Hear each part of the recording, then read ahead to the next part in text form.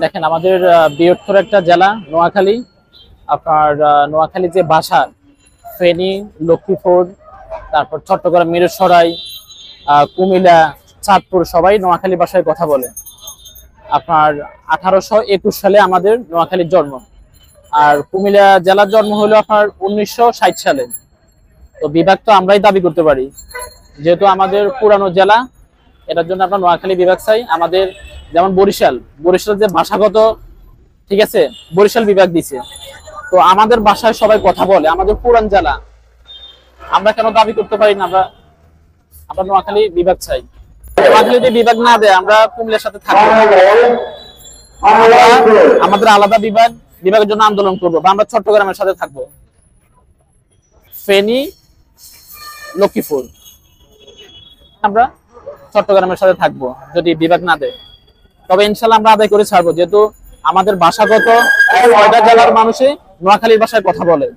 আমাদের পুরানো জেলা, আমরা আন্দোলন চালিয়ে যাব ইনশাল্লাহ।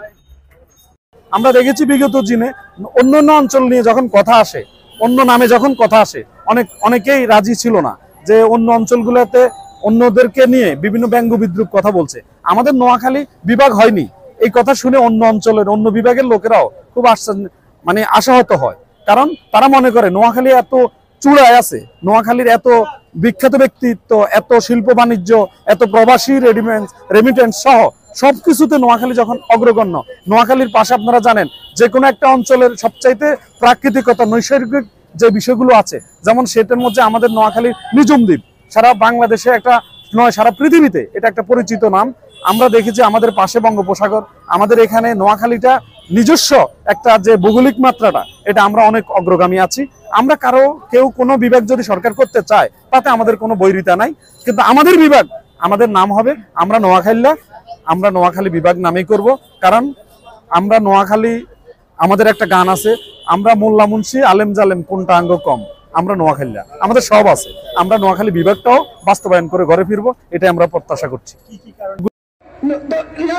আমরা চাই নোয়াখালী বিভাগ, আমরা চাঁদপুরবাসী, লক্ষ্মীপুরবাসী সবাইকে ঐক্যবদ্ধভাবে বলতে চাই, আপনারা নোয়াখালীর সাথে থাকুন, নোয়াখালীর সাথে ঐক্যবদ্ধ হয়ে আপনারা বিভাগের জন্য সবাইকে অনুরোধ করুন। আপনি যদি দেখেন যে বাংলাদেশের বর্তমান যে অর্থনৈতিক চালিকা শক্তি, এই শক্তির বিশাল একটা অংশ কিন্তু নোয়াখালী বৃহৎ এলাকা কিন্তু জানান দিচ্ছে। আপনি দেখেন বাংলাদেশে যারা প্রবাসী অর্থাৎ রেমিটেন্স যোদ্ধা, এদের অধিকাংশ কিন্তু নোয়াখালী। এবং বাংলাদেশের রাজনৈতিক প্রেক্ষাপট যদি আপনি মূল্যায়ন করেন, বিবেচনা করেন, সেখানে দেখবেন যে নোয়াখালী বৃহৎ অঞ্চলের অনেক নেতা আছেন যারা বর্তমান বাংলাদেশকে লিড করছেন। স্বাধীনতা সংগ্রাম সহ পরবর্তী যতগুলো আন্দোলন হয়েছে, যৌক্তিক আন্দোলন ছিল, প্রত্যেকটি আন্দোলনে নোয়াখালী অঞ্চলে যারা ছিলেন এদের ভূমিকা ছিল অগ্রণী। শিক্ষা প্রত্যেকের সেক্টরে আমরা বলতে চাই যে একটি বিভাগ হওয়ার জন্য যে বিষয়গুলো মুখ্যম এবং বিবেচ্য, এই বিষয়গুলোর প্রত্যেকটা বিষয় নোয়াখালী ডিজার্ভ করে। দেখেন উপস্থিত